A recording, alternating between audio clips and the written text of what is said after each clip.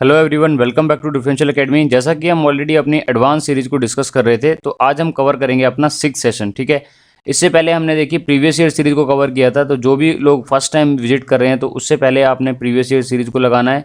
और इनमें हम वो क्वेश्चन कवर करते हैं जो कि हमारे कवर नहीं हो पाते हैं प्रीवियस ईयर क्वेश्चन के अंदर। ठीक है, और हर क्वेश्चन से रिलेटेड मैं आपको कुछ कॉन्सेप्ट भी डिस्कस करूंगा, ताकि उस पर बेस्ड जितने भी क्वेश्चन फ्रेम हो सकते हैं किसी भी एग्जाम के अंदर, तो आप उनको ईजिली टैकल कर पाओ। ठीक है, तो ये वीडियो अगर बात करता हूँ तो सबके लिए बेनिफिशियल है, चाहे वो एसएससी जेई एग्जाम है, वाइजैक स्टील है, या फिर राजस्थान जेई है, या फिर एनएलसी है। बिकॉज टेक्निकल का देखिए एक ही फंडा है कि अगर आप स्टैंडर्ड लेवल की प्रिपरेशन कर लेते हो, स्टैंडर्ड लेवल के क्वेश्चन कर लेते हो, तो आप इजीली हर एग्जाम का जो क्वेश्चन है वो आप इजीली टैकल कर पाओगे। ठीक है, बस थोड़ा डिफरेंट आता है कि हमारा बहुत ज़्यादा न्यूमेरिकल टाइप क्वेश्चन है। फॉर एग्जांपल गेट के अंदर जो हमारे काफ़ी ज़्यादा सारे न्यूमेरिकल टाइप क्वेश्चन होते हैं, बट अगर बात करते हैं आपकी यूपीपीएससी है, राजस्थान जेई है, ठीक है, और एसएससी जेई है, तो इसमें हमारे क्या है, बेसिकली थ्योरी और कंसेप्चुअल बेस्ड क्वेश्चन आते हैं, बहुत ज़्यादा हैवी कैलकुलेशन नहीं होती। ठीक है, तो आपने ध्यान रखना है कि सबके लिए ये वीडियो बेनिफिशियल है। जो जो भी स्टूडेंट्स को देख रहे हैं, तो सबसे पहले इसको शेयर कीजिए ताकि सबको इसका बेनिफिट मिल पाए और मुझे पता लगे कि कौन कौन सी प्रॉब्लम है जो कि आपको फेस हो रही है किसी भी टॉपिक के दौरान। ठीक है, तो स्टार्ट करते हैं। देखिए हमारे फर्स्ट क्वेश्चन के साथ सभी अपना इसको शेयर कीजिए ताकि सभी ज़्यादा से ज़्यादा स्टूडेंट जुड़ पाएँ। ठीक है, तो स्टार्ट करते हैं। देखिए फर्स्ट क्वेश्चन है हमारे पास, फिल इन द ब्लैंक दिया हुआ है, अ gear used in the differential of an automobile. अब देखिए सबसे पहले आपको पता होना चाहिए डिफरेंशियल जो हमारा क्या होता है वो क्या होता है। देखिए जैसा कि हमारे चैनल का नाम भी डिफरेंशियल एकेडमी है, तो डिफरेंशियल गियर हम यूज़ करते हैं रियर एक्सल पे। ठीक है, और इसका जो मेन मोटो होता है, इसका मेन मोटो होता है कि जब गाड़ी हमारी किसी भी आपका टर्न लेती है किसी एक पर्टिकुलर डायरेक्शन में, ठीक है, फॉर एग्जांपल अगर मैं लेफ्ट वार टर्न कर रहा हूँ, तो उसके आउटर व्हील होंगे जो गाड़ी के, उनको ज़्यादा डिस्टेंस ट्रैवल करना पड़ेगा as compare to inner wheel. तो ठीक है, तो इस हमारी जो कंडीशन को फैसिलिटेट करने के लिए हम डिफरेंशियल गियर लगाते हैं, जो कि आउटर व्हील को हमारा क्या करता है, टर्निंग के दौरान ज़्यादा आरपीएम रोटेट करने पड़ते हैं और एज़ कम्पेयर टू हमारे इनर व्हील को कम करते हैं। ठीक है, तो इसमें हेल्प कराता है हमारा डिफरेंशियल गियर।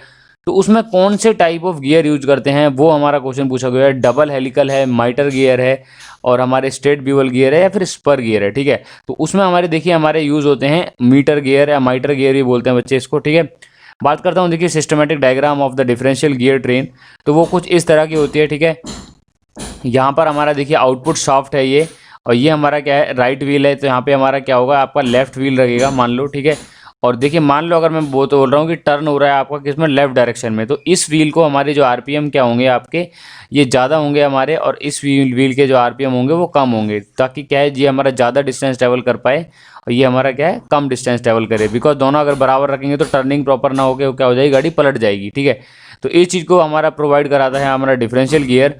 और ये हमारे क्या है, देखिए गियर ट्रेन लगी होती है जिसमें बीवल गियर यूज़ करते हैं। कौन से हमारे आपके, जिसका देखिए हमारा जो एक्सिस है वो हमारा क्या रहेगा, परपेंडिकुलर है दोनों शाफ्ट का।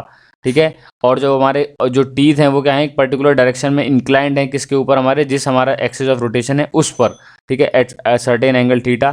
तो इस टाइप के गियर को हम क्या बोलते हैं, मीटर गियर या माइटर गियर बोलते हैं। ठीक है, और बेसिकली अगर देख लिया, अगर आपने प्रॉपर समझ में नहीं आया तो मैंने थोड़ा सा आंसर को भी टाइप करके लिखा हुआ है, बिकॉज कई बार क्या होता है, तो बच्चों को प्रॉब्लम होती है कि सर राइटिंग थोड़ी सी प्रॉब्लम आ रही है, मुझे समझ नहीं आ रही, तो मैंने इसलिए क्वेश्चन को दोनों तरीके से लिखता हूँ। एक तो मैं डिस्कस भी करता हूँ प्लस उसको समझाता भी हूँ। ठीक है, उसके फॉर्म में, थ्योरी के फॉर्म में। ठीक है, तो देखिए mitre gear are use for the special gear train in which the axis of the gear is perpendicular. देखिए एक्सिस दोनों गियर का क्या है, परपेंडिकुलर है to each of the other gears.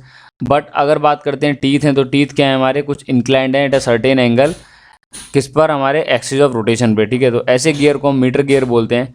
Next question देखते हैं। देखिए the concept of stream function which is based on the principle of continuity is applicable to.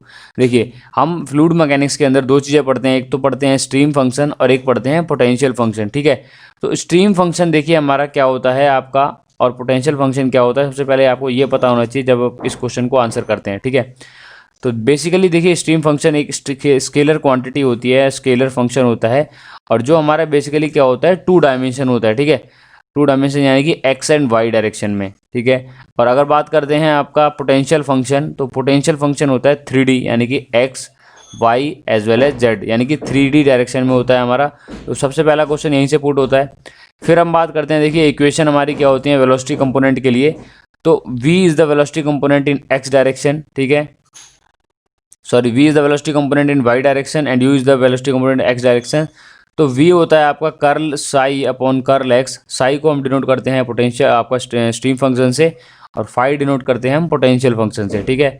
और u हमारा क्या है, velocity component in x direction which is equal to minus of curl psi upon curl y, ठीक है। तो ये हमारा basically हमारी इक्वेशन है for the velocity component u x direction में है और v y डायरेक्शन में है।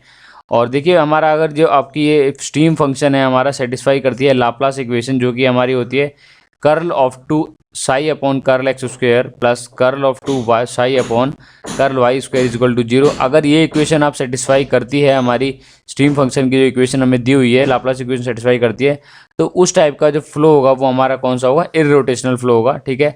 और अगर ये हमारा एग्जिस्ट कर रहा है फंक्शन, तो हमारा इसका मतलब क्या है, फ्लूइड फ्लो क्या होगा, पॉसिबल है और मे बी इरोटेशनल या रोटेशनल है या फिर रोटेशनल है, ठीक है।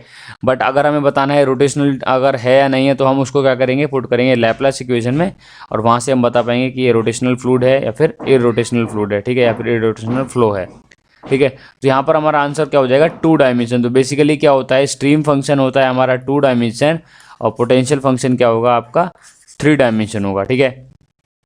नेक्स्ट देखते हैं, देखिए अ सॉकेट एंड स्पाइगोट जॉइंट। देखिए हम काफ़ी सारे जॉइंट पढ़ते हैं, फॉर एग्जांपल हमारे क्या है, वेल्डिंग जॉइंट पढ़ते हैं, रिवेट जॉइंट पढ़ते हैं, ठीक है। और आपके सॉकेट एंड स्पाइगोट जॉइंट कौन सी तरह का जॉइंट होता है, बेसिकली ऑप्शंस हमारे पास हैं। Is a rigid joint, permit only oscillation and about the joint, permit only displacement about the joint, या permit oscillation and displacement both. देखिए सॉकेट एंड स्पाइगोट जॉइंट को हम बोलते हैं रिजिड जॉइंट, ठीक है। तो ये हमारे क्या करते हैं, रिजिड जॉइंट फॉर्म करते हैं। बेसिकली आपका इस तरीके का सॉकेट होता है, ठीक है। ये आपका सॉकेट बता रहा है, ये आपका स्पाइगोट बता रहा है इंटरनली हॉलो है। तो सॉकेट को हम किस में डाल देते हैं, स्पाइगोट के अंदर डाल देते हैं, और एक कॉमन होल बना होता है दोनों के अंदर, जिसके अंदर हम डालते हैं कॉटर या कॉटर पिन, ठीक है। ताकि हमारा क्या होगा, यहाँ पर एक रिजिड जो आपका जॉइंट रहे, हमारी फ्लेक्सिबिलिटी बहुत कम रहे, और यूनिफॉर्म हमारा क्या हो, हमारा ट्रांसमिशन हो हमारा आरपीएम का, ठीक है।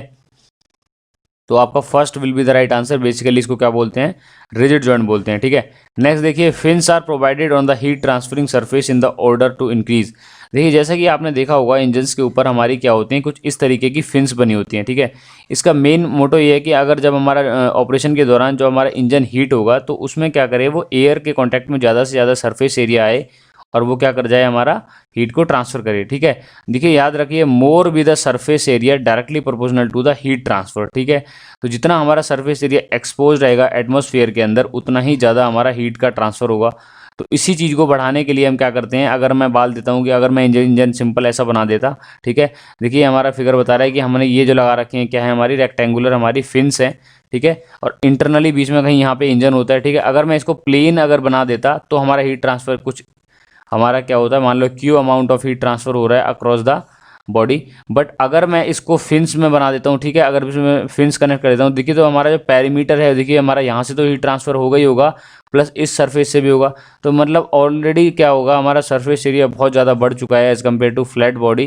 तो इसका हमारा मेन मोटो क्या होता है, to increase the surface area, यानी कि to increase the heat transfer area, ठीक है। तो हमारा ऑप्शन कौन सा हो जाएगा, देखिए option number first will be the right answer, it to increase the heat transfer area. ताकि हमारा हीट ट्रांसफर एरिया बढ़ेगा तो हमारे हीट हमारी क्या होगी, ज़्यादा फ्लो होगी, ठीक है। और बेसिकली डिपेंड किस पे करता है, 3 चीज़ों पर डिपेंड करता है। एक तो एरिया हमारा कितना ज़्यादा है, टेम्परेचर डिफरेंस कितना ज़्यादा है, बिकॉज जितना ज़्यादा टेम्परेचर डिफरेंस होगा उसी हिसाब से हमारी हीट ट्रांसफर भी हमारा ज़्यादा होगा, ठीक है।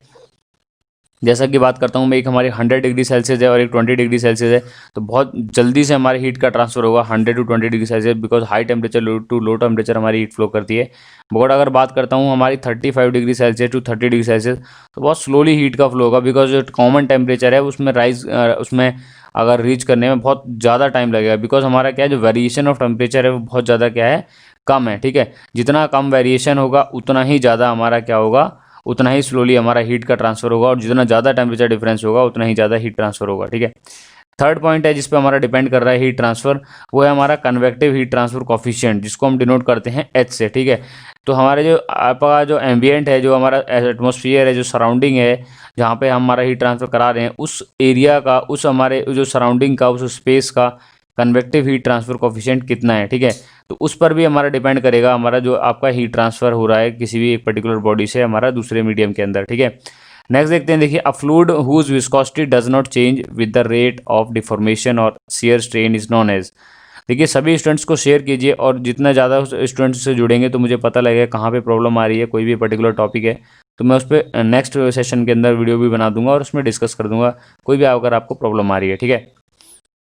तो देखिए नेक्स्ट क्वेश्चन है हमारा कि एक ऐसा फ्लूइड जिसका विस्कोसिटी चेंज नहीं हो रहा है with respect to change in rate of deformation. देखिए हमारा बेसिकली जो न्यूटन्स लॉ ऑफ विस्कोसिटी होता है वो बताता है कि shear stress is directly proportional to the rate of shear strain, ठीक है।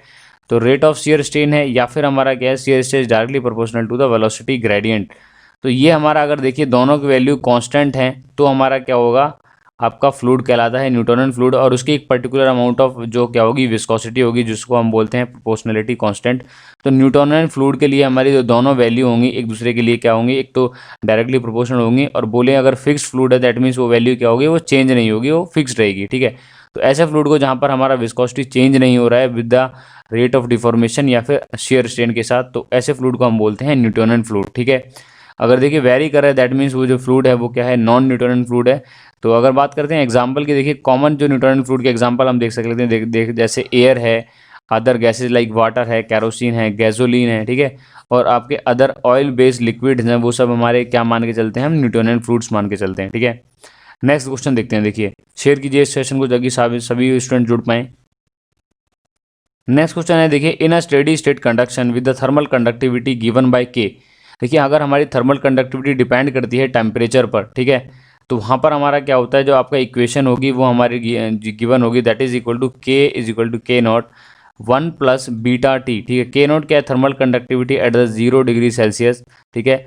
और 1 प्लस बीटा टी, बीटा क्या है हमारा एक कांस्टेंट है, जिसका हम देखेंगे कि हमारा बीटा पॉजिटिव होने पे क्या हो रहा है, नेगेटिव होने पे क्या हो रहा है। टी इज़ द टेम्परेचर जो हमने कैलकुलेट करना है जिसमें हमारी थर्मल कंडक्टिविटी, ठीक है। और बीटा अगर पॉजिटिव है तो क्या होगा, देखिए अगर मैं बनाता हूँ, देखिए अगर कर्व बनाता हूँ, ठीक है, तो कर्व अगर मैं बनाऊंगा तो कुछ इस तरीके की कर्व होगी अगर हमारा थर्मल कंडक्टिविटी डिपेंड नहीं कर रहा है, ठीक है। लेकिन अगर हमारे बीटा की वैल्यू चेंज होगी, मान लो ग्रेटर देन और लेस देन हो जाती है, तो वहाँ पर वैल्यू हमारी क्या हो जाती है, डिफरेंट डिफरेंट हो जाती है, ठीक है। तो उस हमारी केस को बोलते हैं कि थर्मल कंडक्टिविटी हमारी क्या है, डिपेंड हमारी नहीं कर रही है, हमारी सॉरी कांस्टेंट नहीं है, वो हमारी क्या है, इंडिपेंडेंट है, increase with increase in temperature, ठीक है। तो देखिए तो ये हमारा बता रहा है बेसिकली क्या है, बीटा का वैल्यू अगर बीटा ग्रेटर देन 0 होगा, ठीक है, और बीटा अगर लेस देन 0 होगा तो हमारी स्लोप कम होगा, और बीटा अगर ग्रेटर देन 0 होगा तो स्लोप हमारा क्या होगा, ज़्यादा होगा, यानी कि कर्व क्या होगी हमारी, कॉन्वेक्स कर्व होगी, और हमारी नहीं तो कॉनकेव कर्व हो जाएगी, ठीक है। तो देखिए हमारा if the beta is greater than 0, ठीक है, अगर बीटा ग्रेटर देन 0 है तो हमारा टेम्परेचर जो हमारा देखिए thermal conductive with respect to temperature है, तो कर्व क्या होगी, वो आपकी लेस देन 0 यानी कि डिक्रीज हो रही है। और ठीक है, अगर हमारा सॉरी अगर बीटा ग्रेटर देन आपका 0 है तो हमारा देखिए कर्व आपका जो स्लोप है डी के अपॉन डी टी, यानी कि क्या है, थर्मल कंडक्टिविटी वर्सेस जो टेम्परेचर स्लोप है वो ग्रेटर होगा देन 0, तो हमारा जो कर्व होगा इस तरीके का होगा, और अगर लेस होगा तो हमारा कर्व इस तरीके का होगा, ठीक है। तो ये हमारा बेसिकली बता रहा है देखिए सेकंड ऑप्शन को, ठीक है, मोर हीट ट्रांसफर होगा अगर हमारा जो बीटा की वैल्यू 0 है, ठीक है, तो हमारा हीट ट्रांसफर देखिए हमारा एरिया है हमारा क्या है, ज़्यादा है, तो हमारे हीट ट्रांसफर एरिया ज़्यादा होगा, ठीक है, और हमारी हीट ट्रांसफर ज़्यादा होगी। बट अगर बीटा की वैल्यू लेस होगी, मतलब थर्मल कंडक्टिविटी भी तो क्या हो जाएगी, उसकी डिक्रीज हो जाएगी, और थर्मल कंडक्टिविटी डिक्रीज है दैट मीन्स हमारा टेम्परेचर के साथ थर्मल कंडक्टिविटी डिक्रीज करेगी, दैट मीन्स हमारी जो हीट का ट्रांसफर है वो भी क्या होगा, कम होने लगेगा, ठीक है। Option B will be the right answer. Next देखते हैं, देखिए what is the approximate length of the convergent cone of the venturi meter where D is the diameter inlet of the section and the D is the diameter of throat. देखिए venturi meter basically क्या होता है, देखिए venturi metre एक device होता है जिसको हम यूज़ करते हैं टू मेजर द फ्लो, ठीक है, हमारा डिस्चार्ज मेजर करने के लिए, ठीक है, कि हमारा किस रेट से डिस्चार्ज हो रहा है उसको मेजर करते हैं वेंचुरी मीटर्स की हेल्प से।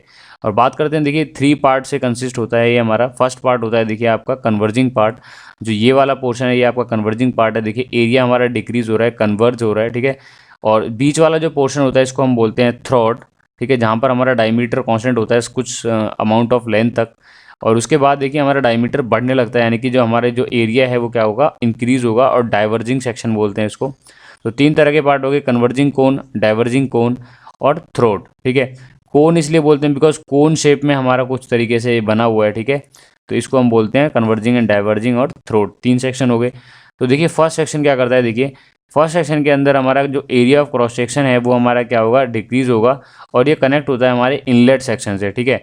और इसका जो एग्जिट होता है कन्वर्जिंग जो पोर्शन है वो हमारे कनेक्ट होता है किससे, थ्रॉट वाले पोर्शन से, ठीक है। और क्रॉस सेक्शनल एरिया डिक्रीज होने की वजह से हमारी क्या होती है, इस पे kinetic energy of the fluid increase होने लगती है, ठीक। और प्रेशर एनर्जी क्या होती है हमारी, कम होने लगती है, जिसकी वजह से हमारा क्या है, देखिए हेड हमारा क्या है, काम आता है एक पर्टिकुलर पॉइंट पर जहाँ पर हमारा एरिया डिक्रीज हो चुका है, ठीक है। और बात करते हैं देखिए एंगल ऑफ कन्वर्जेंस, ठीक है। जो थीटा होता है ये आपका एंगल ऑफ कन्वर्जेंस होता है 22 लेके 22 डिग्री, ठीक है। और बात करते हैं देखिए, अगर मैं बात करता हूँ लेंथ की, तो लेंथ हो जाएगा 2.7 टाइम ऑफ कैपिटल डाया यानी कि डायमीटर ऑफ द पाइप या diameter of the inlet of the converging section minus small D क्या है आपका, diameter of the throat section, जहाँ पर हमारा क्या है, डायमीटर कांस्टेंट है, कोई भी डायमीटर का वेरिएशन नहीं है, ठीक है। दैट मीन्स क्या है, ऑप्शन हमारा देखिए यहीं से आप देख सकते हो, तो ऑप्शन नंबर कौन सा हो जाएगा, third will be the right answer. 2.7 time of capital D minus small d, where capital D is the diameter of inlet section or we can say diameter of the pipe and small d is the diameter of the throat section, ठीक है। तो यहाँ पे हम देख सकते हैं, देखिए मोर भी द आपका यहाँ पे हो जाएगा आपका सेकंड पोर्शन। बट देखिए थ्रॉट में क्या होता है, देखिए थ्रॉट बेसिकली क्या होता है, मिडल सेक्शन, जहाँ पर एरिया हमारा क्या होगा, लोएस्ट रहेगा, और इससे हमारा ज़्यादा एरिया हमारा रहता है कन्वर्जिंग सेक्शन का, और उससे ज़्यादा ही हमारा डाइवर्जिंग रहता है। बट अगर सबका मिनिमम सेक्शन का क्वेश्चन आता है कि मिनिमम सेक्शन का एरिया ऑफ क्रॉस सेक्शन कहाँ पे होता है हमारा, तो किसका होगा, थ्रॉट का होगा, ठीक है। एक क्वेश्चन यहाँ से फ्रेम हो जाता है। और बात करते हैं देखिए लेंथ इसका कितना होता है, तो लेंथ बेसिकली इसका equal to the diameter of throat, तो इसकी जो लेंथ होती है throat which is equal to the diameter of throat, ठीक है। तो दोनों की हमारा जो लेंथ और डायमीटर दोनों क्या होगी, अप्रॉक्सीमेट इक्वल होगी। और बात करते हैं जनरली डायमीटर क्या होता है, 1/4 to 3/4 of the diameter of inlet pipe, यानी कि क्या है 1/4 ऑफ डी, और we can say 1/3 of D, यानी कि क्या है 25% ऑफ डायमीटर, या आपका 33% ऑफ डायमीटर है आपका जो इनलेट सेक्शन है या फिर पाइप का डायमीटर है जिसमें हमने वेंचुरीमीटर को माउंट किया है, ठीक है। नेक्स्ट देखते हैं, देखिए आपका डाइवर्जिंग सेक्शन है, वहाँ पे क्या होता है, देखिए आपका एरिया इंक्रीजिंग होता है, यानी कि काइनेटिक एनर्जी हमारी डिक्रीज होगी और प्रेशर की वैल्यू अगेन दोबारा क्या होने लगेगी, बढ़ने लगेगी, ठीक है। और इसमें हम जो अगर डिस्चार्ज निकालते हैं वो हम किसकी निकालते हैं with the help of Bernoulli's equation, ठीक है। और द डायमीटर हमारा ग्रेजुअली इंक्रीज हो रहा है। अगर बात करते हैं diverging angle, that is 5 to 15 degree. आपको तीन चीज़ याद रखनी है, सबसे पहले आपका क्या है, कन्वर्जिंग एंगल दो है हमारा, ज़्यादा है 20 से 22 डिग्री, ठीक है। और आपका देखिए डाइवर्जिंग एंगल है 5 to 15 degree. And the throat section का जो आपका बात करते हैं, that is the diameter of the throat, that is equal to 1/4 to 3/4 of diameter, यानी कि क्या है 77% ऑफ डायमीटर, ठीक है। ये 1/3 नहीं है, सॉरी, ये 1/4 ऑफ 3/4 है, ठीक है। तो यहाँ से हमारा हो जाएगा आपका option number B will be the right answer, ठीक है। नेक्स्ट देखते हैं, देखिए if the body is subjected to only a shear stress of the 5 megapascal, ठीक है। अगर हमारे पास शियर स्ट्रेस 5 मेगापास्कल है, then the plane can have the normal stress. देखिए अगर हमारे पास ओनली अ शियर स्ट्रेस, यानी कि ओनली शियर स्ट्रेस का मतलब क्या है, मैक्सिमम शियर स्ट्रेस हमें 5 दे रखी है, तो ऐसे केस में हमारा देखिए मोहर सर्कल जब हम ड्रॉ करते हैं तो वो हमारा क्या आता है, सेंटर पे आता है, ठीक है। तो ये हमारा देखिए रेडियस हो जाएगी आपका जो रेडियस होगा, ये आपका रेडियस होगा, यही आपका क्या होगा, प्रिंसिपल स्ट्रेस होगा, ठीक है। तो ये आपका सिग्मा 1 हो जाएगा और ये आपकी सिग्मा 2 हो जाएगी, ठीक है। तो सिग्मा 1 सिग्मा 2 भी आपकी क्या होगी, एक्चुअल में देखिए रेडियस के बराबर होगी, और ये आपका क्या होता है, शियर स्ट्रेस है, मैक्सिमम शियर स्ट्रेस, इसका वैल्यू हमें 5 दे रखा है, तो ये भी हमारा 5 हो जाएगा और ये भी हमारा 5 हो जाएगा, ठीक है। ये पॉजिटिव होता है, ये नेगेटिव होता है, तो हमारी वैल्यू क्या आएगी, sigma 1 is equal to 5 megapascal, sigma 2 is equal to -5 megapascal, ठीक है। और maximum shear stress that is equal to 5 megapascal, ठीक है। तो यहाँ पे इसने पूछा हुआ है the plane which have normal stress. देखिए नॉर्मल स्ट्रेस हमेशा क्या होगी, प्रिंसिपल स्ट्रेस के बीच में लाई करेगी, दैट मीन्स 5 से ज़्यादा हो सकती है, इक्वल हो सकती है, और लेस देन इक्वल टू भी 5 हो सकती है, ठीक है। तो बीच में हमारा लाई होगा, ठीक है। तो इसमें क्या बोला हुआ है 3, देखिए 3 हमारा क्या है, इससे कम है, -6 6 8, तो देखिए हमारा क्या होगा बताइए, -6 तो देखिए नहीं हो सकता, बिकॉज हमारा ये क्या है, देखिए हमारी मिनिमम वैल्यू हमारी -5 है, -6 यहाँ पे कहीं लाई होगी, तो ये तो नहीं होगा, 6 होगा, तो यहाँ पे पॉजिटिव 6 वैल्यू भी नहीं हो सकती है, 8 भी नहीं हो सकता, तो हमारा बची वैल्यू क्या होगी, -3 कहीं यहाँ कहीं लाई करेगा, इस पॉइंट पे -3 लाई करेगा, that will be equal to हमारी क्या है, नॉर्मल स्ट्रेस हो सकती है, ठीक है। तो ऑप्शन हमारा कौन सा हो जाएगा, option number 1 will be the right answer. ध्यान रखना है ऐसे केस में नॉर्मल स्ट्रेस हमारी कैसे कैलकुलेट करोगे, आप डायरेक्ट रेंज निकाल सकते हो, that is will be the lie between the sigma 1 and sigma 2, ठीक है। अगर नेक्स्ट क्वेश्चन देखते हैं, देखिए a keys that is curved bottom to the match the shaft, कौन सा की होता है, इसका बॉटम हमारा क्या रहेगा, कर्व होगा, तो जो उसमें हम क्या करते हैं शाफ्ट के अंदर हम शाफ्ट और हब को हम कनेक्ट करते हैं with the help of these की। तो ऐसी की को देखिए क्या बोलते हैं बताइए, शंक की है, फेदर की, फ्लैट शैडल की, या फिर हॉलो शैडल की, ठीक है। तो ऐसी सिक्की को देखिए हम बोलते हैं हॉलो शैडल की।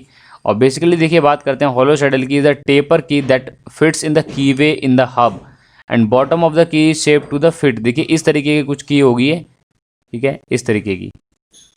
और जो अगर हम बात करता हूँ मैं शाफ्ट की, तो शाफ्ट में अगर बात कर दूँ इस तरीके की शाफ्ट होगी, और हब के अंदर भी क्या होगा हमारा एक कीवे बना होगा। तो ये हमारा क्या होगा, इस पोर्शन में क्या होगा हमारा ये फिक्स हो जाएगा। और जब दोनों हम दोनों कनेक्ट कर देंगे तो हमारा क्या हो जाएगा, यहाँ पर पावर का ट्रांसमिट होने लगता है शाफ्ट और इसमें हब के अंदर, ठीक है। तो ये हमारा बेसिकली क्या होता है, option 4 will be the right answer. Next question देखते हैं, देखिए for a laminar flow between the two parallel fixed plates the maximum velocity observe in the 3 meter per second average velocity. देखिए अब बेसिकली क्या होता है, maximum velocity divided by average velocity, इसका ratio हमारा क्या होता है 3/2 होता है अगर हम बात करते हैं प्लेट के बारे में, ठीक है। और मैक्सिमम वेलोसिटी हमें कितनी दे रखी है 3, एवरेज वेलोसिटी हमें पूछी हुई है और ये हमारा 3/2 रेशियो है। 3 से 3 कैंसिल हो जाएगा, तो एवरेज वेलोसिटी की वैल्यू कितनी हो जाएगी बेसिकली हमारे पास, average velocity is equal to 2 metre per second, ठीक है। तो आपको याद रखना है, देखिए maximum velocity that is equal to 3/2 या फिर 1.5 टाइम ऑफ एवरेज वेलोसिटी अगर हम बात करते हैं प्लेट्स के बारे में, ठीक है। यहीं अगर पाइप की बात करता हूँ तो ये कितने हो जाती है आपकी, ये सिंपली हो जाती है 2 टाइम ऑफ एवरेज वेलोसिटी, ठीक है। नेक्स्ट क्वेश्चन देखिए, the strain energy due to the suddenly applied load. देखिए स्ट्रेन एनर्जी क्या होता है हमारा, बेसिकली स्ट्रेन एनर्जी को निकालते हैं स्ट्रेस स्ट्रेन डायग्राम के अंदर, कर्व के अंदर जितना भी एरिया है वो हमारा बताता है स्ट्रेन एनर्जी एब्जॉर्ब, ठीक है। और अगर बात करते हैं देखिए सडन लोड की, तो सडन लोड की जो वैल्यू होती है वो हमारी क्या है, अगर मैं कर्व बनाता हूँ लोड वर्सेस डिफ्लेक्शन, ठीक है। तो सडन लोड की वैल्यू देखिए हमारी कुछ इस तरीके से हम डिनोट करते हैं, मतलब क्या है, अगर 0 न्यूटन है और सडनली मैंने 10 न्यूटन का फोर्स लगाया तो 10 न्यूटन का जो कर्व आएगा इस तरीके से आएगा। बट अगर बात करता हूँ ग्रेजुअली आपका अप्लाइड लोड, ठीक है, तो उसका कुछ कर्व कुछ इस तरीके का होता है। बिकॉज अगर मैं बोला कि मैंने टाइम के साथ साथ लोड की वैल्यू बढ़ा रहा हूँ, ठीक है, पहले 5 न्यूटन है, फिर 6 न्यूटन है, फिर 7 न्यूटन है, फिर 8 न्यूटन है, लास्ट में जाके 10 न्यूटन आया। तो इस तरीके का जो लोड होता है वो आपका क्या होता है, ग्रेजुअली अप्लाइड लोड होता है, ठीक है। ये लोड बड़े डिफ्लेक्शन कर्व है, ठीक है। तो यहाँ पर अगर मैं बताता हूँ area under the load deflection curve, वो बताता है आपका स्ट्रेन एनर्जी एब्जॉर्ब, ठीक है। तो अगर बात करता हूँ देखिए सडनली अप्लाइड लोड, तो सडनली अप्लाइड लोड के लिए एरिया अंडर द कर्व क्या हो जाएगा, strain energy in sudden applied load, ठीक है। तो क्या हो जाएगा area under the P delta curve, तो ये देखिए रेक्टेंगल है तो ये इसकी वैल्यू कितनी हो जाएगी, ये तो हमारा पी हो जाएगा, और ये क्या हो जाएगा एक्सटेंशन या डेल्टा डिफ्लेक्शन, ठीक है। तो पी इंटू डेल्टा ये हमारा क्या है डिफ्लेक्शन इंटू आपका लोड अप्लाइड जो कि सडन लोड है, ठीक है। तो ये आपका बता रहा है आपका strain energy absorb in the sudden load section, ठीक है। ये बताएगा देखिए एरिया अंडर द कर्व होता है आपका ट्रायंगुलर सेक्शन है तो 1/2, बेस कितना है देखिए आपका, और हाइट कितनी है, तो हाइट आपकी हो जाएगी लोड ग्रेजुअली लोड पी। देखिए मैक्सिमम वैल्यू हमारी जो ग्रेजुअल लोड होता है वो अपनी मैक्सिमम वैल्यू दिखाता है, और आपको हम आपका अगर बात करता हूँ न्यूमेरिकल्स के अंदर तो उसकी मैक्सिमम वैल्यू को ही आपने लेना है, ठीक है। आपको मिनिमम वैल्यू नहीं लेना है, आपको इंस्टेंटेनियस वैल्यू नहीं लेनी है, आपको मैक्सिमम वैल्यू लेनी है ग्रेजुअल लोड की जितनी भी उसने मैक्सिमम वैल्यू रीच करी है, ठीक है। नेक्स्ट क्या है हमारा डिफ्लेक्शन, तो हमारा देखिए ये क्या हो जाएगा 0.5 इंटू लोड इंटू डिफ्लेक्शन, ठीक है। तो ये हमारी जो वैल्यू होगी देखिए ये हमारा बता रहा है ग्रेजुअल लोड के लिए, और क्वेश्चन पूछा गया है सडनली लोड के लिए, तो सडन लोड के लिए हमारा कौन सा आ जाएगा, option number first will be the right answer, ठीक है। तो ये जैसा कि मैंने अगर फिगर बताया ये हमारा बता रहा है देखिए आपका सडन लोड और कर्व, और ये बता रहा है आपका ग्रेजुअल लोड, ठीक है। ग्रेजुअल लोड धीरे धीरे बढ़ेगा, ठीक है, और सडन लोड हमारा क्या होगा सडनली डलेगा। जैसे मैं अगर बात करता हूँ, मैंने एक बॉल है और मान लो 5 kg की बॉल है, एकदम से मैंने एक किसी सरफेस पर हिट करी है, ठीक है। एक तो ये तरीका है, और एक दूसरा तरीका क्या है मैंने कि उस पर क्या है मैंने अगर हाथ से पुश कर रहा हूँ और अपना जो फोर्स का अमाउंट है वो बढ़ाता जा रहा हूँ, या फिर मैं कोई अगर बात करता हूँ कोई डिवाइस है कोई, ठीक है, उससे मैं क्या करता हूँ जो हाइड्रोलिक प्रेस है टाइप डिवाइस है उससे मैं क्या हूँ लोड की वैल्यू बढ़ाता जा रहा हूँ बढ़ाता जा रहा हूँ। तो अब उस लास्ट में जाके लोड मैंने 10 न्यूटन लगाया, और एक केस में मैंने कंटिन्यूसली एक ही बार में 10 न्यूटन का फोर्स लगा दिया। तो ये दोनों केस हैं हमारे सडन लोड के और ग्रेजुअल लोड के, ठीक है। नेक्स्ट क्वेश्चन देखिए, the mass of an object is 24 kg on the surface of earth, ठीक है।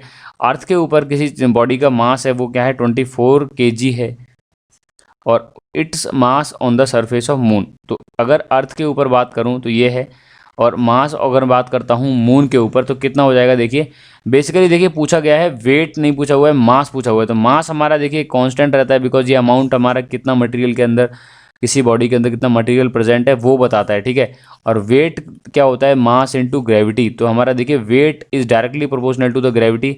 ग्रेविटी अगर कम होगी तो वेट भी क्या होगा हमारा, उसका हल्का हो जाएगा, हल्का होगा। देखो बिकॉज मून के अंदर जो ग्रेविटी है वो हमारी क्या है, 1/6 of the gravity of the earth, ठीक है। तो अगर ये अगर बात करता हूँ अगर इसका वेट कितना होगा तो 24 डिवाइडेड बाई 6, तो ये 4 न्यूटन का वेट हो जाएगा, ठीक है आपका। ये आपका हो जाएगा 4 न्यूटन आपका। अगर बात करता हूँ वेट हमारा क्या हो जाएगा, वहाँ पे जाके कम होगा बिकॉज आपकी ग्रेविटी कम होगी है।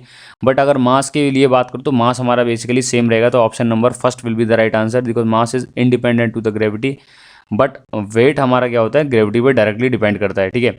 Next is the bending movement at the fixed end of the cantilever beam. देखिए कैंटिलीवर बीम वो होती है जिसका हमारा एक एंड फिक्स्ड होता है, ठीक है, और दूसरा एंड हमारा क्या होता है, फ्री होता है, ठीक है। अगर मैंने इस पर मान लो कोई पॉइंट लोड लगाया है, तो पॉइंट लोड लगाने के बाद अगर मैं शियर फोर्स डायग्राम ड्रॉ करता हूँ, ठीक है, तो शियर फोर्स डायग्राम कुछ इस तरीके का आएगा, ठीक है। और अगर मैं करता हूँ ड्रॉ बेंडिंग मूवमेंट डायग्राम, तो बेंडिंग मूवमेंट डायग्राम एक ट्रायंगुलर शेप आएगा जहाँ पर इसकी वैल्यू मैक्सिमम होगी है फिक्स्ड एंड पर, ठीक है। तो ये अगर मान लो P है तो ये हमारा P हो जाएगा, ठीक है, और ये क्या हो जाएगा P इंटू एल, ठीक है, जिसकी मैक्सिमम वैल्यू आपके फिक्स्ड एंड पर मिलेगी। तो पूछा हुआ है अगर हम बात करता हूँ तो bending movement at the fixed and will be maximum, ठीक है। चाहे मैं अगर मैं इस पर UDL लगाऊँ, ठीक है, यूनिफॉर्म डिस्ट्रीब्यूटिव लोड लगाऊँ, तब भी हमारा जो केस रहेगा वो सेम रहेगा, ठीक है। तो ये हमारा क्या है, WL की फॉर्म में हो जाएगा, और ये क्या हो जाएगा आपका -W, बिकॉज डाउनवर्ड रन मैंने इक्वेशन बताई थी, राइट से अपवर्ड नेगेटिव, ठीक है, राइट से अपवर्ड को हम नेगेटिव लेते हैं, ठीक है। यहाँ से अगर मैं बात करता हूँ और मैंने अगर बात करता हूँ, ठीक है, अगर ये कर्व मैंने इस तरीके से बनाई होती तो यहाँ पर हमारा क्या होता है, मिनिमम हो जाता है, ठीक है। तो ये राइट डाउनवर्ड है तो ये हमारा क्या हो जाएगा, पॉजिटिव हो जाएगा, ठीक है। नेक्स्ट देखते हैं, देखिए Klein's construction is method is use to draw the graphical construction of acceleration polygon है, इन्वर्जन मैकेनिज्म है, स्लाइडर क्रैंक मैकेनिज्म है, 4 बार चेन मैकेनिज्म है। बेसिकली देखिए क्लीन्स कंस्ट्रक्शन हम यूज़ करते हैं एक्सेलरेशन पॉलीगॉन के लिए, ठीक है, एक्सेलरेशन पॉलीगॉन के लिए यूज़ करते हैं। किसके किस केस में करते हैं, बेसिकली इनको यूज़ करते हैं हम reciprocating part of the steam engine और इंटरनल कंबशन इंजन गैस या फिर हमारे गैस टरबाइन है, इनके हमारे इंटरनल कंबशन इंजन के बारे में जब हम डिस्कस करते हैं, जहाँ पर क्रैंक की यूनिफॉर्म एंगुलर वेलोसिटी से रोटेट करता है, तो वहाँ पर हम एक्सेलरेशन कैलकुलेट करते हैं with the help of cleans construction, ठीक है। नेक्स्ट देखिए the maximum efficiency of the self locking screw. Self locking screw का जो मैक्सिमम एफिशिएंसी होता है वो कितना होता है, देखिए अगर बात करता हूँ और जनरल ऑपरेटिंग कंडीशन के लिए, तो मैक्सिमम एफिशिएंसी हमारी सेल्फ लॉकिंग स्क्रू की कंडीशन की हमारी केस में होती है, देखिए वो होती है लेस देन 50%, ठीक है। मगर अगर हमारी एफिशिएंसी ग्रेटर देन 50% हो जाएगी तो वो केस हो जाएगा आपका ओवरहॉलिंग का, ठीक है। तो ऑप्शन हमारा क्या हो जाएगा, option number first will be the right answer. और ये तीनों केस क्या है, हमारे ओवरहॉलिंग के केस हैं, और फिर ये हमारा क्या है, सेल्फ लॉकिंग स्क्रू का मैक्सिमम एफिशिएंसी शो कर रहा है, ठीक है। नेक्स्ट क्वेश्चन बताइए, in the unsaturated air the state of vapour is. देखिए अनसैचुरेटेड एयर का स्टेट ऑफ वेपर क्या होता है बताना है आपको। देखिए सबसे पहले बात करते हैं TS डायग्राम की। देखिए TS डायग्राम जो बेल शेप कर्व होता है ये हमारा बताता है बेसिकली वेरिएशन हमारा बताता है, ठीक है, बिटवीन द सैचुरेटेड वेपर है, सैचुरेटेड आपका लिक्विड है और आपका वेट रीजन है, ठीक है। इस पॉइंट को बोलते हैं क्रिटिकल पॉइंट, ठीक है। ये हमारे एक्स एंड वाई एक्सिस है। एक्सिस एक्स पे मैंने लिया हुआ है एंट्रोपी, वाई पे लेते हैं हम टेम्परेचर, ठीक है। तो जो आपका डोम शेप के अंदर वाला रीजन होता है इसको बोलते हैं वेट रीजन, जहाँ पर आपका वाटर वेपर प्लस आपका ड्राई एयर दोनों मिक्स होती है, ठीक है। मतलब यहाँ पे क्या है, आपके ड्राई एयर भी है प्लस वेट आपका जो रीजन भी है, दोनों चीज़ें मिक्स होता है, तो वहाँ पर हम बोलते हैं इसको मॉइस्चर एरिया है, यहाँ पर रखा है वेट रीजन बोलते हैं इसको, ठीक है। यहाँ पर क्या है हमारा सैचुरेटेड, इस कर्व पर होता है सैचुरेटेड लिक्विड, और ये वाली कर्व होती है आपकी सैचुरेटेड वेपर, ठीक है। तो और इस कर्व से ऊपर हम देखते हैं तो हमारा क्या होता है, सैचुरेटेड वेपर की जगह हम बोलते हैं सुपरहीटेड वेपर, ठीक है। तो इसने बोला हुआ है तो अनसैचुरेटेड एयर, ठीक है। तो इससे ऊपर जो हमारी अनसैचुरेटेड एयर होगी तो उस पर जो स्टेट होगा वो हमारा बेसिकली क्या होता है, वो आपका सुपर हीटेड स्टेट होता है, ठीक है। और इस कर्व की अगर बात करते हैं तो वो उसका क्या हो जाएगा, वो सैचुरेटेड हो जाएगा, ठीक है। तो हमारा बेसिकली क्या होता है, super heated will be the right answer, option 2 will be the correct, ठीक है। नेक्स्ट क्वेश्चन देखते हैं, volumetric efficiency of the super charge engine. देखिए सुपर चार्जिंग हम कराते हैं, बेसिकली क्या है उसका जो आपका बात करते हैं, जो उसका एग्जॉस्ट है, ठीक है, वो कम्प्लीटली हमारा क्या हो जाए, एग्जिट कर जाए हमारे कंबस्शन चैम्बर से, और ज़्यादा से ज़्यादा फ्रेश एयर क्या हो, इनटेक हो, ठीक है। तो इसको हम कराते हैं with the help of super charging. तो इस टाइम पे के इंजन को हमारे बात करते हैं वॉल्यूमेट्रिक एफिशिएंसी, या फिर कितना इनटेक एयर हो रहा है, वो हमारा 100% होता है, या फिर 100% टू 110, यानी कि 110% का रेंज आता है मैक्सिमम टू मैक्सिमम, ठीक है। तो ये हमारा क्या है, option first will be the right answer. Super charging को बेसिकली क्या करते हैं, हम सप्लाई करते हैं एयर फ्यूल मिक्सचर को हमारा as a pressure of higher than the normal atmospheric pressure, ठीक है। और 100 से 110% हमारी क्या होती है, वॉल्यूमेट्रिक एफिशिएंसी हमारी क्या होती है, इंक्रीज हो जाती है, ठीक है, बढ़ जाती है, मतलब इतना मैक्सिमम हमारा दे सकता है इंजन, जो एयर ब्रीदिंग कैपेसिटी है, ठीक है। नेक्स्ट इज देखिए, the cutting speed of the tool in the mechanical shaper is. देखिए मैकेनिकल शेपर हमारा कुछ इस तरीके का होता है, जिसमें आपने वर्कशॉप के अंदर देखा होगा, इंजीनियरिंग के अंदर, डिप्लोमा के अंदर। तो ये शेपर होता है, देखिए इसका टूल क्या करता है, रेसिप्रोकेट करता है to and fro motion, but work piece को हम क्या करते हैं, क्लैंप कर देते हैं, फिक्स कर देते हैं, ठीक है। तो इसमें देखिए हमारा इसकी जो स्पीड होती है वो मैक्सिमम कब होती है, स्टार्टिंग होती है स्ट्रोक के, या फिर एंडिंग ऑफ द स्ट्रोक, या फिर हमारी क्या होती है, बीच में होती है। तो बेसिकली इसका जो स्ट्रोक का जो हमारा मैक्सिमम जो आपका स्पीड होगा वो क्या होगा, मिडल में होगा, ठीक है, यानी कि बीच में होगा, ठीक है। अब ये होता कैसे, देखिए ये हमारा बेसिकली किसके द्वारा होता है, आपका एक मैकेनिज्म यूज करते हैं, क्विक रिटर्न मैकेनिज्म, ठीक है, उसकी हेल्प से हम इसको करते हैं, ठीक है। और बात करते हैं देखिए कुछ और point, the work piece is rigidly held, जैसे कि मैंने बताया, major motion of the shaper are reciprocating motion होता है बाय द टूल के द्वारा होता है, ठीक है। और विद द हेल्प ऑफ किसके द्वारा होता है, crank and slotted liver mechanism की हेल्प से हम करते हैं, ठीक है।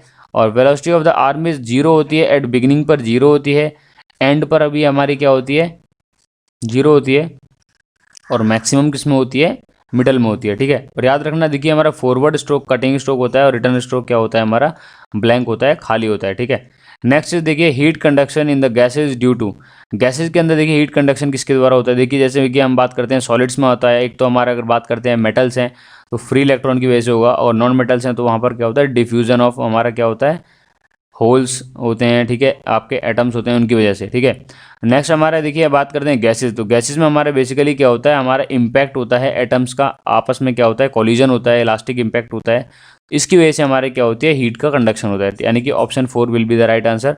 और थर्मल कंडक्टिविटी हमारी देखिए हमारी सॉलिड्स की सबसे ज़्यादा होगी, और देन उसके बाद क्या होगी, thermal conductivity of liquid, then उसके बाद क्या होगी, गैसेज की होगी, ठीक है।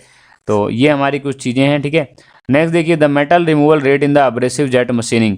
अब देखिए कुछ हम बहुत सारे हमारे क्या होते हैं, कुछ मेथड्स होते हैं, जो कुछ ऐसे मटेरियल होते हैं जिनको हम इजीली कन्वेंशनल मेथड से मशीन नहीं कर पाते, तो उसको हम करते हैं देखिए अनकन्वेंशनल मशीनिंग से, जिसमें हम काफ़ी सारी मशीनिंग पढ़ते हैं, लाइक अब्रेसिव जेट मशीनिंग है, इलेक्ट्रोकेमिकल मशीनिंग है, इलेक्ट्रिक डिस्चार्ज मशीनिंग है, इलेक्ट्रॉन बीम मशीनिंग है, ठीक है, लेज़र बीम मशीनिंग है। तो ये सारे मेथड्स हैं, काफ़ी ज़्यादा एक्सपेंसिव होते हैं लेकिन काफ़ी ज़्यादा कन्वीनियंट होते हैं, अगर हम हाई स्ट्रेंथ मटेरियल या फिर हाई जो आपके जितने भी टफ मटेरियल हैं, टफनेस जिनकी बहुत ज़्यादा है, बहुत ज़्यादा जिनकी उनकी मुश्किल है उनको कन्वेंशनल मेथड से कटिंग करना, ठीक है, तो उसके लिए हम यूज़ करते हैं आपके नॉन कन्वेंशनल मेथड्स, ठीक है। तो बात करते हैं देखिए हमारा अब्रेसिव जेट मशीनिंग होता क्या है। देखिए अब्रेसिव जेट मशीनिंग के अंदर बेसिकली हम क्या करते हैं, हम अब्रेसिव पार्टिकल यूज़ करते हैं हमारे, और वो क्या करते हैं विद दी हेल्प ऑफ किसके साथ करते हैं, कोई हमारा एक कंप्रेस्ड एयर है या फिर कोई और अनदर फ्लूइड भी यूज़ कर लेते हैं कई बार, तो उसके साथ हम क्या करते हैं, हाई स्ट्रीम उसकी जनरेट करते हैं, बहुत नैरो स्ट्रीम जनरेट करते हैं, और वो हमारी क्या करती है, स्ट्राइक करती है वर्क पीस के आपके सरफेस के ऊपर।